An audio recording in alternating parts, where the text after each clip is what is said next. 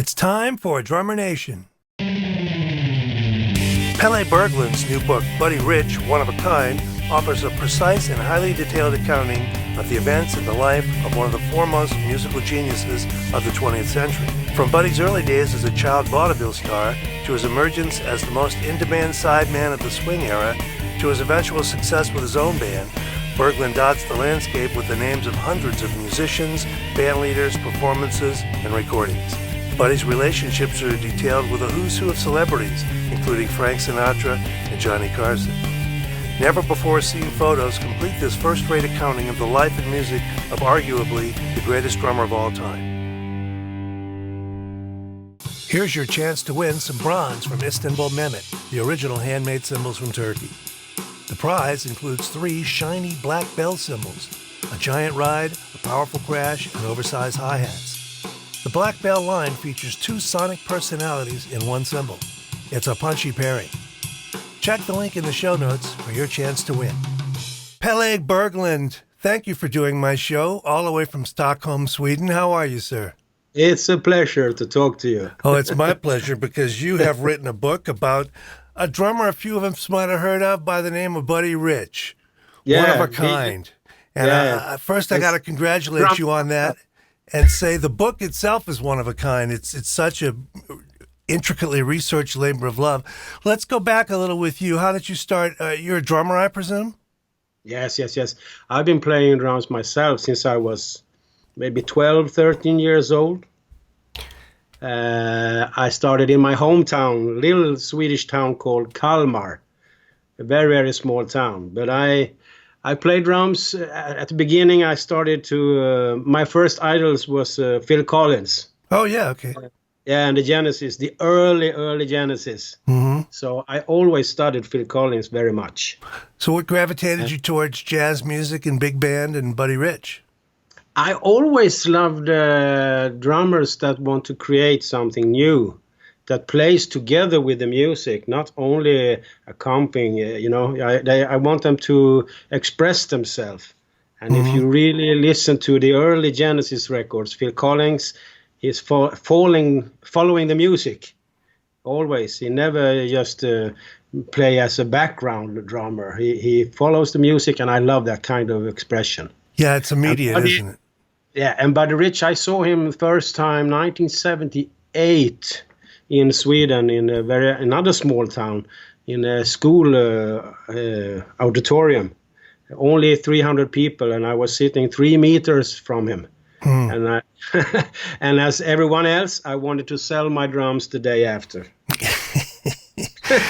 Reminds me, what's that story where I think Lester Young heard Charlie Parker and wanted to throw his horn away? But so many drummers that I don't know how many drummers I've talked to. Everyone was crying when they saw him, and they wanted to sell the drums. And I actually talked to Kathy, his daughter, about it, and she told me that he didn't like that kind of hearing around him. He didn't like it because he wanted to be an inspiration for drummers. Right. Not to scare them to death.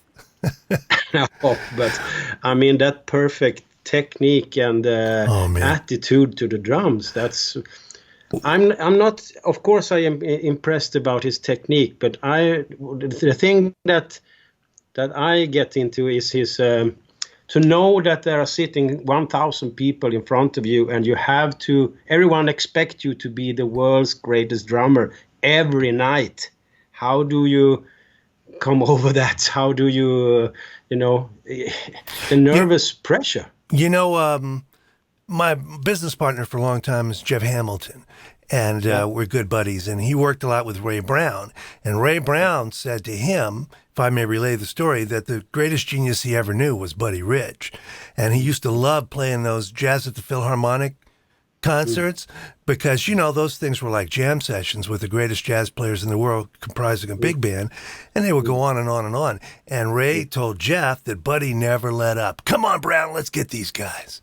And would just never let up with that intensity, that he had that magic. It's very hard to find good interviews with Buddy around that time.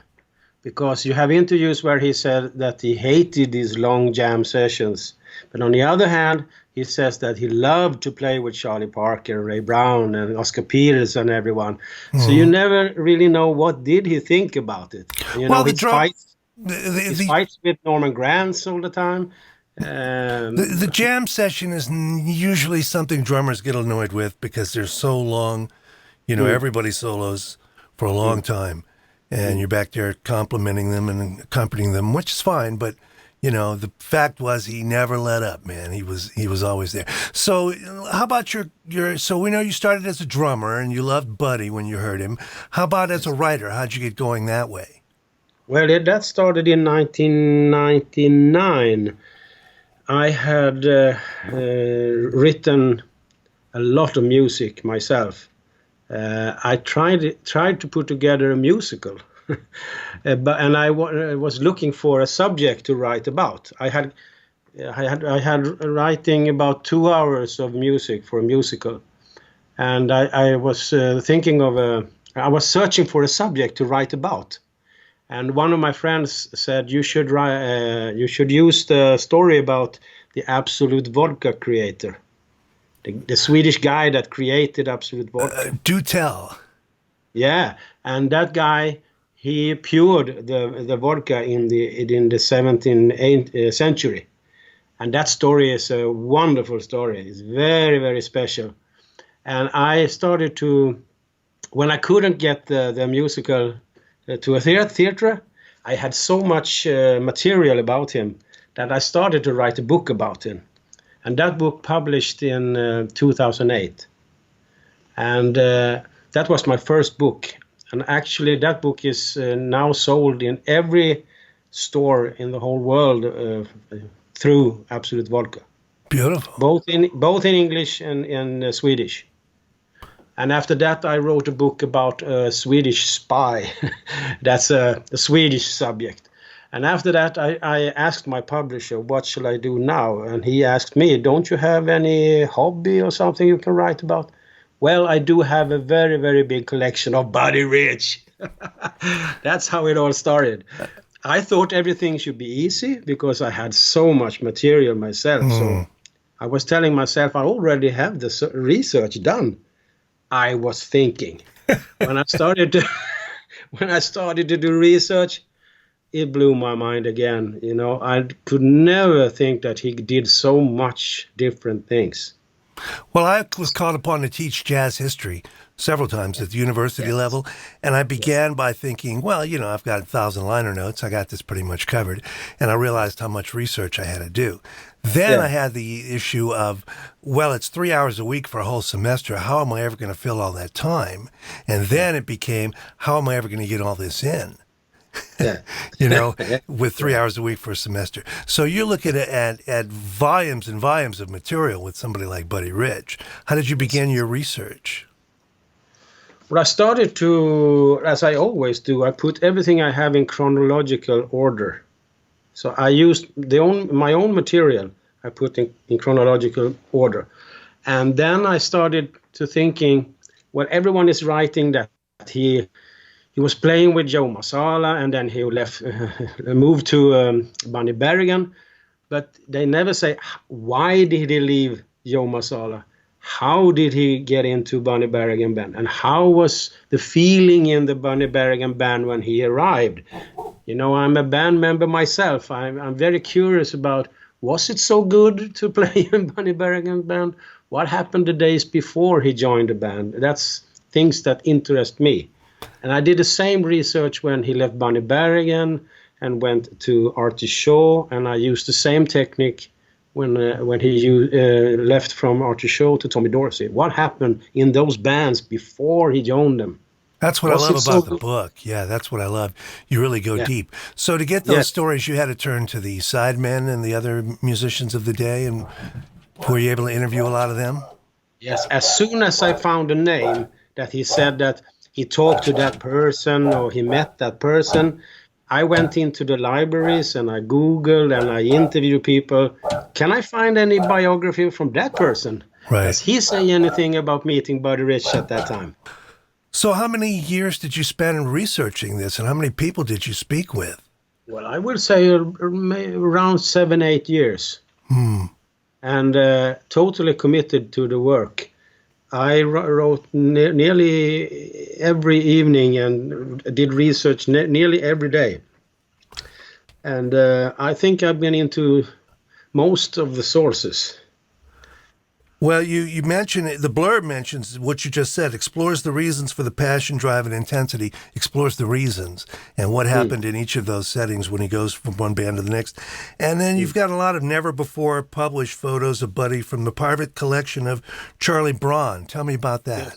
Yeah, Charlie and me, we got in contact with each other maybe around 2003, 4, 5, something there. And when I joined the Buddy Rich fan club, and he is the president of that. And him and me has been talking through the years, and he has always helped me with material. I will say all the big collectors in the world have been so nice to me. They have really, as soon as I wanted something, do you have anything around that period that could explain why he did this or that? Everyone has been helping me. They have been so wonderful. One of the things that really knocked me out about Buddy Rich is a lot of people make a splash in their early lives and are known for that their whole lives. But Buddy just kept getting better and better. I mean, he was a star in the 30s, but arguably the Channel 1, you know, the Sweets, West Side Story and Channel 1 were in the late 60s? Yeah. And that's arguably as good as anything he ever did. I mean, you know, there aren't any artists who can say that. No, and the reason he always got better was he always challenged himself. I have read interviews where he says, if I try a new thing one evening and I miss, I don't do it good, I'm stupid enough to try it the night after until I get it right. And how many drummers do like that? If myself, I'm a drummer, if I miss something, I don't think I play it the next evening. Yeah, right. It reminds me of spring training for baseball. If you're in spring training and you're a pitcher and your fastball isn't working that well, you throw it more, not less. But that's spring training. You don't do that in the World Series. But he would put it out there every time he played. He always challenged himself. And that's the great thing about him. He picked up things from other drummers and he did it in his own way. And he always developed his technique. Of course, you can see some things he always does, but always new things. Now, what were some of your favorite periods in his career? Or maybe you could, I mean, your book marches through every aspect of every chapter heading has all the stuff in it about that particular time in his life. From early Joe Marcella, Bunny Berglund. Well, I know what I wanted to ask you about before we get to that. Buddy was a child star. He was a vaudeville star as a child, and all of a sudden he grew up. And child stars don't necessarily fare that well when they grow up. Plus, the whole industry had changed. Vaudeville was done, and the country was in a big depression. So this would have been the early 30s, right? And Buddy was sort of done from what he had started out and had a reassessment period where he reevaluated and rebuilt himself from the ground up, right? Yes. And I should tell you, you know the movie he did in 1930, the first movie. Tell them about it. Yeah, when I found now, which I will bring to my publisher, I can tell you, I found more material after what he did after that movie, because at that time, he was very afraid. He and his father was very afraid. What shall he do? But I found proof that he was racing in contests as a child. He still continued as a child star. Right. And I found ads and articles about that, and he won the contests. So if we are doing an update of the book, I will write more about what happened after the sound effects movie. Beautiful. More things. Where do you think that came from, that ability as a little tot, a little toddler to be able to hear rhythms and execute them with a pair of sticks? Well, I always said that Buddy Rich had two right hands. We are drummers. we know that the right hand you can do whatever you want to do, and you can talk. You and me can talk, and we can still do a rhythm with the right hand. Right. If we should do the same rhythm with the left hand, we have to think about it. Right. We have to think we are doing it. But Buddy, he had two right hands. Just something he was born with, I think, right? Because he started to play so early. He didn't have that we other normal people have. Right. Well, he kind of had to. He was helping put food on the table for his family as a child. Yes. It must have been very, very hard times for him. Very hard times. What do you think the low point in Buddy's life was? The low point? Yes. What do you mean low point? I mean, not everybody. Sometimes Picasso would leave the painting and, tear it up and walk away. Not every day is great.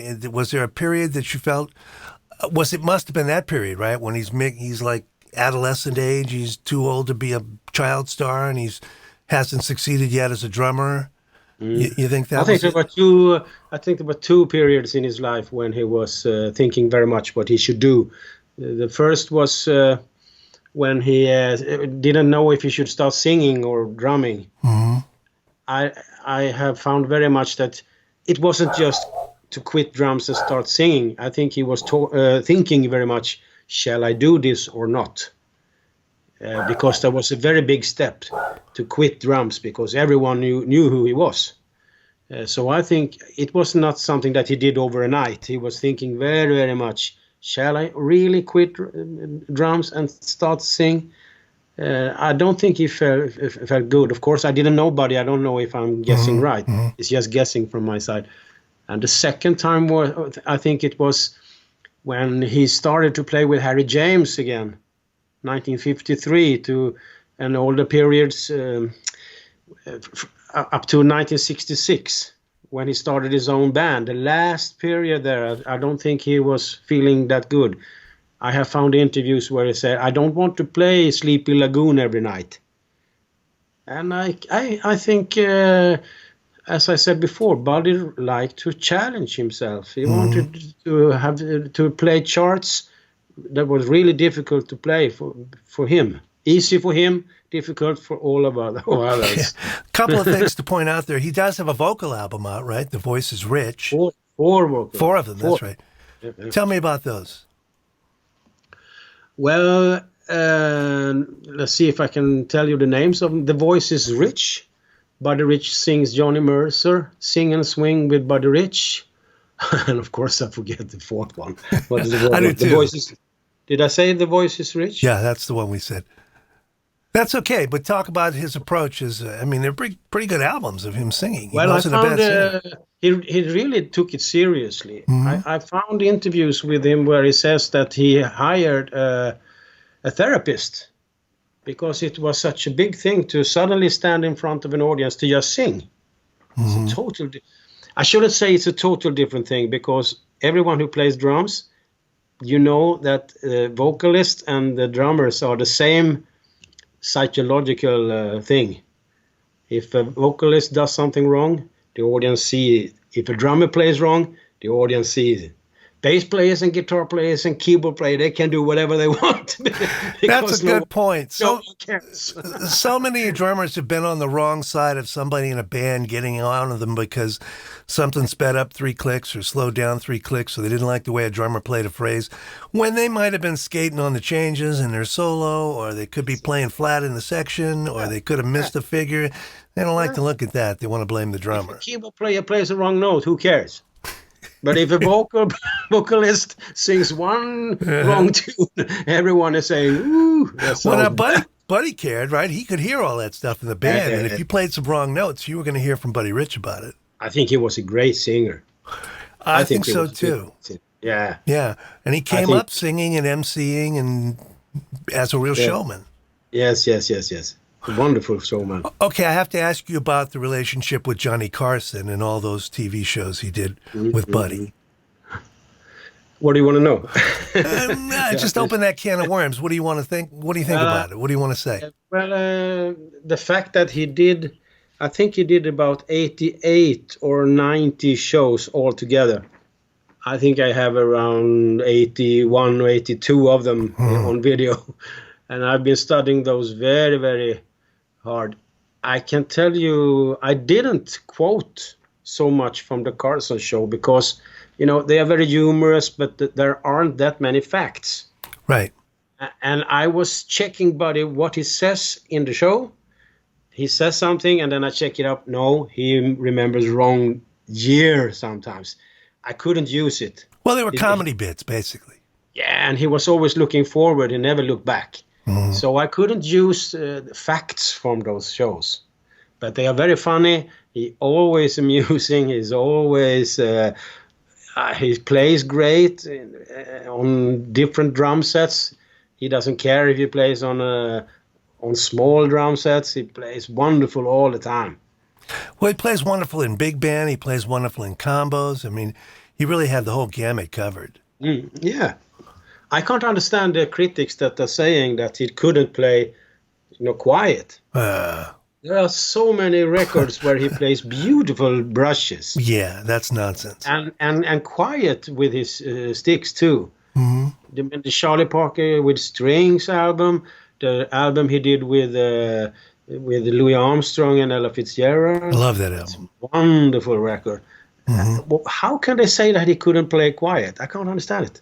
Somebody's going to criticize anything. Yeah.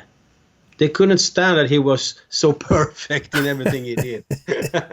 Now, you spoke with members of his family, his wife and his daughter. And were they cooperative with the book? Kathy helped me. I talked to her 2 times. And I wanted to check some things in his early childhood. I wanted her to verify things. It was very hard to find a day when Buddy Rich married Marie. Mm-hmm. You can't find it in any other book. Really? Which day did they actually get married? There's no marriage certificate? Things like that she helped me with. She had that, right? Yeah, she had everything of that. Mm-hmm. But I have not talked to her about the book after it was published, so I don't know really what she thinks about it now. But I think she likes it. Well, I've met her a few times. I'll ask her. She's hilarious when she starts talking about being a little girl with Buddy, and she's in a dressing room with Katharine Hepburn and the greatest stars of the day, and she's going to go up and sing. She's got to go sing. And Judy Garland. Yeah. And everyone, all of the big ones. Yeah, and she's like 10 years old and has to go sing with Judy Garland, around. And she told me some personal things about what happened at the concert of the Americas with Sinatra. What happened backstage when Buddy the lights were so warm, so he got really hard. I wanted to ask you about that. He had a heart attack while he was playing? I don't think it was really a heart attack, but it was very, very hard. It was so warm, the heat of the lamps. Is that what it was? They were both TV lights and the usual light, the PA lights. So that was double. We've all seen that video, and he's really laboring, especially for Buddy. And he's sweating, and he's pale, and I don't know how he got through it. How could you do a drum solo like that? That's the perfect drum solo of all time. It's you can't believe it. I think very many drummers have studied that solo. He does everything you can do on a drum set in that solo. Well, my wife's a nurse, and she says, well, you should have stopped playing. So no, that's just not the mindset of an artist like Buddy Rich. I have 2 outtakes from that concert. I have 2 other songs. On the usual DVD, there's only the West Side Story. But he did 2 more songs, and I have those 2. Wonderful. Don't you wish all that stuff was commercially available? Is that just a licensing thing with all the Tonight shows?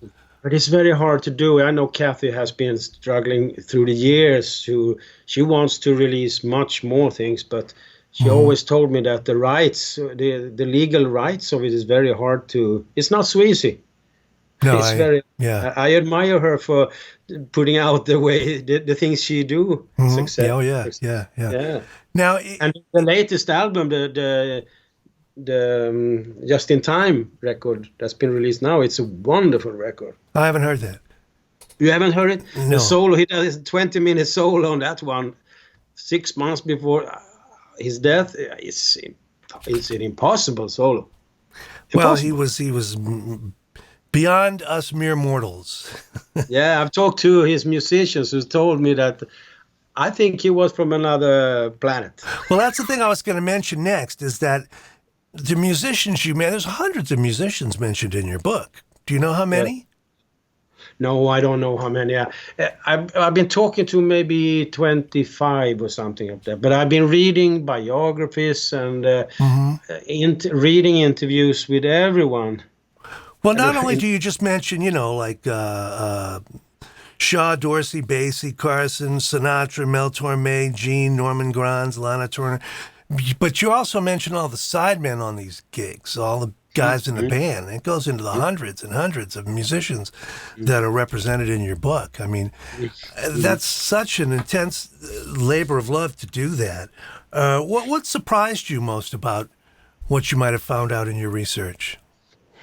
Maybe I have to think a little bit about that. But maybe the heart attack in 1983, all the things that happened after that heart attack, when he started up at Ronnie Scott's 8 weeks after that kind of heart attack, and all the things he did after that. If you see the video from Chicago Festival 1985, he looks so strong. He's like I couldn't understand it 2 years after a heart attack like that, and you're sitting like, he owns the world, and his technique is better than ever. He was beyond everything. It's incredible. How many times did you see him live? 3 times. I saw him, as I told you before, in that small town in Sweden, in Växjö, and I saw him in Stockholm, actually in an amusement field called Gröna Lund. That's on YouTube, that concert. But I also saw the rehearsals.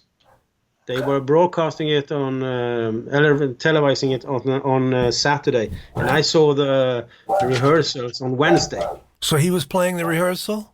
He was playing the gig 2 times, and they recorded it for television on the second night.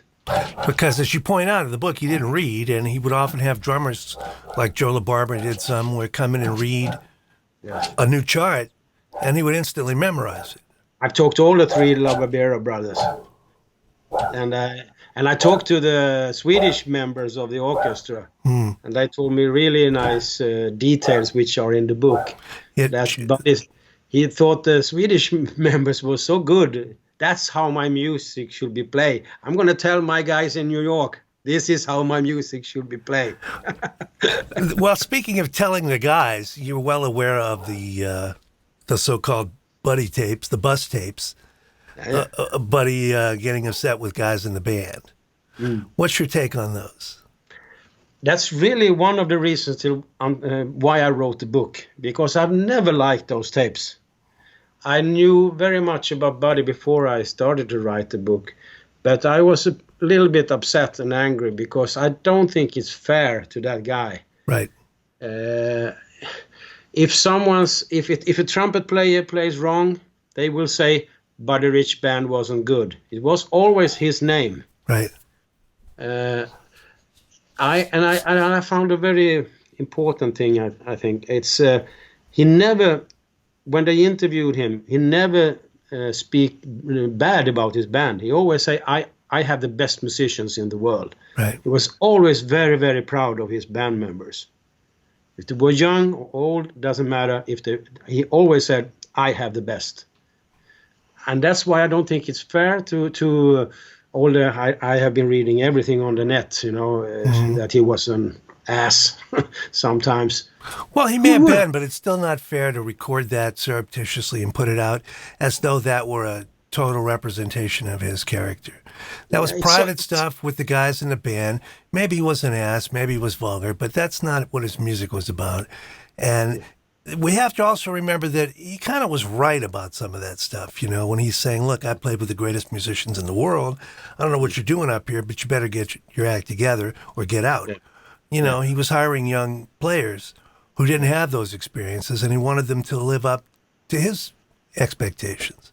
And he was demonstrating it for them. He wasn't just like, speaking from the wings. if you read my interviews with Richie Cole and Ernie Watts, they said those people who, when he started to yell at them, they deserved it because they didn't play good. That's right. and well, I don't know. I don't think it's fair to Buddy. It's not his personality the whole way. He always yelled about music. It was nothing, no personal thing. He always said, if you don't play good, you are not true to yourself, because I know you can play better. And he always played the best he could every night. Why shouldn't you do it? I hire you 4 hours in the night. You should play the best you can. If you don't do it, you are not right to yourself.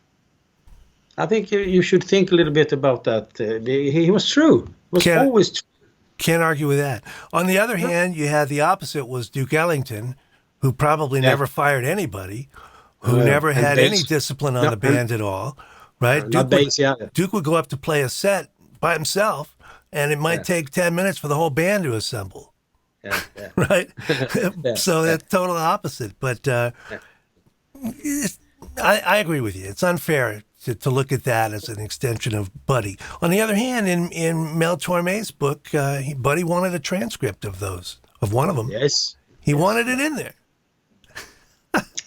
I know. It's a part of him. You can't argue about it. He was a hard, tough guy to work for. I hear he learned it from Tommy Dorsey. That's where it came from. Yes, absolutely. He saw how Dorsey was training his band like a marching orchestra. Well, I worked on a ghost band when I was a young man with the leader who had worked with Tommy Dorsey, and he was the same way. Yeah, you just got to know that every day at a certain time, it's time to get chewed out, Yeah. And he could compare with how it was to play in Bunny Berrigan's band. He was not that kind of, he was loose and he drank a lot. And then you have 16 guys going to 16 different directions. Right. So you compare with the rock bands with 4 people. They can't even stand together for 2 years. I know friends of mine who are in a rock band, and there's 4 of them, and they tour every summer, and they each have a different bus because they would kill each other if they didn't. Yes. And imagine how and they love each other. They're brothers. Yeah. And imagine keeping a 16-piece band together. Yeah. 16 crazy guys. Ooh, you have to be tough. Yeah, you have to be tough. Well, this isn't a long format show. I can just heartily recommend the book, Buddy Rich, One of a Kind, Pelle Berglund, The Making of the World's Greatest Drummer. You couldn't ask for more effort to be put into this book and more research and just a complete from birth to death. We've covered so much about Buddy in your book. What else would you like to talk about? Well, maybe we could talk a little bit about the Dorsey days and his relationship with Sinatra, which is very special. Very special. I meant to touch on that. I'm sorry. Please do. Yeah, they really loved each other. But imagine 2 of the best guys in the whole world in the same band. You have the best drummer in the whole world, and you have the best singer in the whole world in the same band. Were they roommates for a while? They were very, very close friends. Mm-hmm. I will not say anything else. But I did talk to people when Buddy didn't speak so good about Sinatra. But he did still talk in a loving way.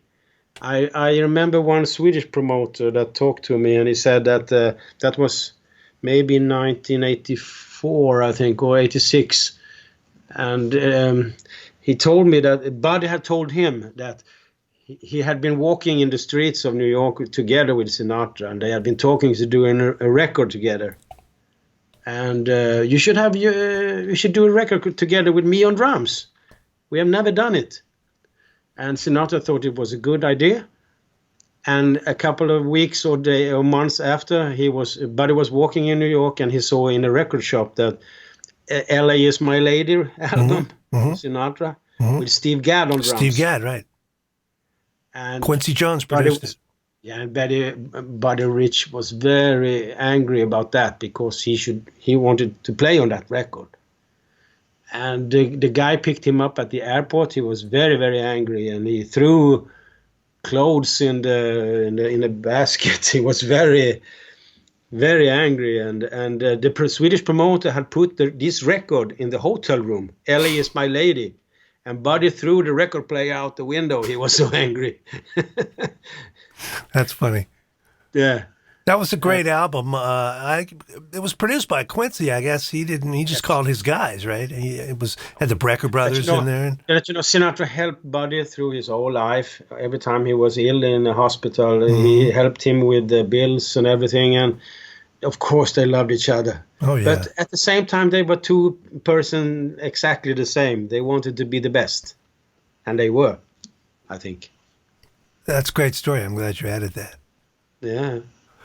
All right. Well, I don't have a long format, as I said earlier, so I'm going to let you go. But I do heartily recommend the book. It was on my Christmas list back in December of things to get the drummer in your life. Did you read it all together from first page to last? Yeah, I'm almost finished with it. Almost. Okay. I haven't got the whole book, so you might have noticed some gaps in my things I asked you about there. But I do love the book, and I've been a Buddy fan my whole life. Saw him live about 3 or 4 times, I think. And I don't know how you can come up as a drummer and not be a Buddy Rich fan. A friend of mine used to own a drum shop, and he told his wife, he said, watch this. I'm going to put a video of Buddy by the front door. And all day long, you're going to watch drummers stand there with their mouths open. I'll tell you one funny thing. 86, when that Swedish promoter told me about Buddy, he asked me to be Buddy's private driver in Sweden. But I couldn't do it. Oh. Do you know why? No. I didn't have a driving license. How do you think about can't that? do it. You think I regret it now? That would have been an experience to recall. Sitting through whole Sweden. So what's next? You got another book coming up? Yes, I am actually doing research for a new book, but that's a totally other topic. You can tell me, but you'd have to kill me. It's a little bit about the Absolute Vodka guy again, his grandchild. Okay. All right. Who was a very important man on the Second World War. That's what I'm doing research for. Do you get to the States often? No, I don't like flying. Mm-hmm. Okay. I hate flying. I don't blame you, especially internationally. Well, I don't have anything against flying. It's the crashing I don't like. That's the part, yeah, the flying's easy. All right. Yeah, flying is very, very easy. On that happy note, I'll let you go with a big thank you for the book. It's something for all drummers. But the other thing I want to point out, one more thing, this isn't a book for drummers.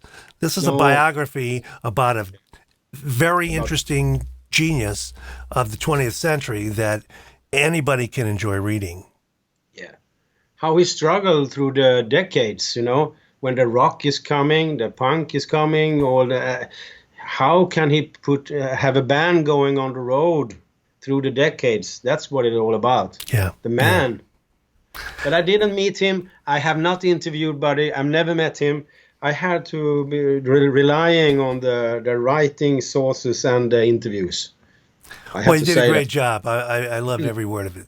And I will finish it this afternoon. I was trying to get it done just before I called you, but I didn't quite get there. Thank you anyway, much. Thank you so much, and we'll talk very soon. I'll let you know when the show's going to be on.